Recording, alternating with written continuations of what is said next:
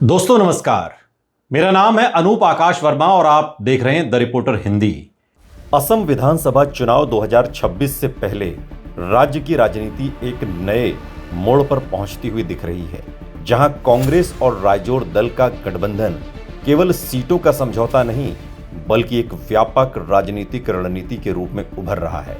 और इस गठबंधन के केंद्र में दो प्रमुख चेहरे हैं, गौरव गोगोई और अखिल गोगोई, जो मिलकर बीजेपी के मजबूत संगठनात्मक ढांचे को चुनौती देने की कोशिश कर रहे हैं। कांग्रेस द्वारा राइजोर दल के लिए सीमित लेकिन रणनीतिक सीटें छोड़ना यह संकेत देता है कि विपक्ष इस बार वोट कटवा की छवि से बचते हुए सीधे मुकाबले की तैयारी में है।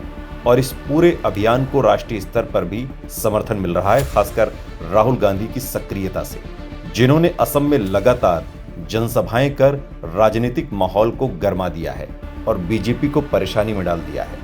राहुल गांधी के भाषणों का मुख्य फोकस आर्थिक असमानता, बेरोजगारी, महंगाई और कथित भ्रष्टाचार जैसे मुद्दे हैं, जिनमें वो लगातार हिमंता बिस्वा शर्मा असम के मुख्यमंत्री को घेर रहे हैं और बार बार असम की हिमंता बिस्वा शर्मा सरकार पर यह आरोप लगा रहे हैं कि राज्य में संसाधनों का लाभ आम जनता तक नहीं पहुंच रहा बल्कि सीमित वर्ग तक सिमट कर रह गया है।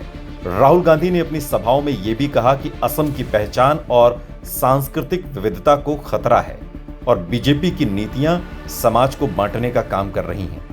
उन्होंने चाय बागान मजदूरों, युवाओं और किसानों के मुद्दे को प्रमुखता से उठाते हुए न्यूनतम मजदूरी, शिक्षा और स्वास्थ्य सेवाओं में सुधार का वादा किया। उनकी रैलियों में न्याय और समानता जैसे शब्द बार बार सुनाई दे रहे हैं, जो कांग्रेस के चुनावी नैरेटिव को स्पष्ट रूप से दर्शाते हैं। वहीं गौरव गोगोई का रुख चुनाव नजदीक आते आते और अधिक आक्रामक होता जा रहा है।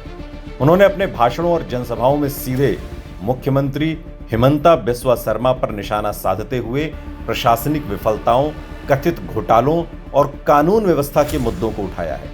गौरव गोगोई का सबसे बड़ा फोकस युवाओं और मध्यम वर्ग को साधना है।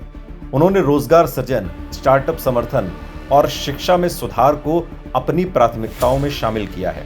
इसके अलावा वो ये संदेश देने की कोशिश कर रहे हैं कि कांग्रेस एक स्थिर और समावेशी सरकार दे सकती है, जबकि बीजेपी केवल प्रचार और ध्रुवीकरण की राजनीति कर रही है। गौरव गोगोई ने अपने संवाद कार्यक्रमों और डिजिटल प्लेटफॉर्म, खासकर अपने रेडियो ऑडियो संदेशों में भी सरकार पर तीखे हमले किए। उन्होंने आरोप लगाया कि राज्य में लोकतांत्रिक संस्थाओं को कमजोर किया जा रहा है और विपक्ष की आवाज को दबाया जा रहा है। अपने एक ऑडियो संबोधन में गौरव गोगोई ने कहा कि असम के लोगों को डर और विभाजन की राजनीति से बाहर निकलकर विकास और अधिकारों की राजनीति को चुनना होगा। उन्होंने ये भी कहा कि कांग्रेस की सरकार आने पर पारदर्शिता और जवाबदेही सुनिश्चित की जाएगी और हर वर्ग को समान अवसर मिलेगा। इन संदेशों का उद्देश्य ग्रामीण और दूर दराज के मतदाताओं तक सीधा संवाद स्थापित करना है, जहां पारंपरिक रैलियों की पहुंच सीमित होती है। अखिल गोगोई की भूमिका इस पूरे गठबंधन में ग्राउंड कनेक्टर की है। वो लंबे समय से किसान, मजदूर और स्थानीय मुद्दों पर सक्रिय रहे हैं, जिससे उनका एक मजबूत जमीनी आधार है।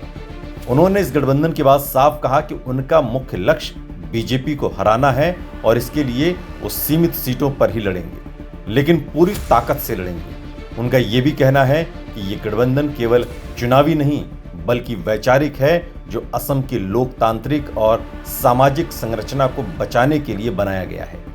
इस गठबंधन का असर खासतौर पर उन सीटों पर दिख सकता है जहां विपक्षी वोट पहले बंट जाते थे, जैसे शिवसागर, मरियानी, डिंग, दलगांव, बोकाखाट, तेजपुर और गोलपारा जैसे क्षेत्रों में कांग्रेस और राइजोर दल का संयुक्त उम्मीदवार बीजेपी के लिए कड़ी चुनौती बन सकता है।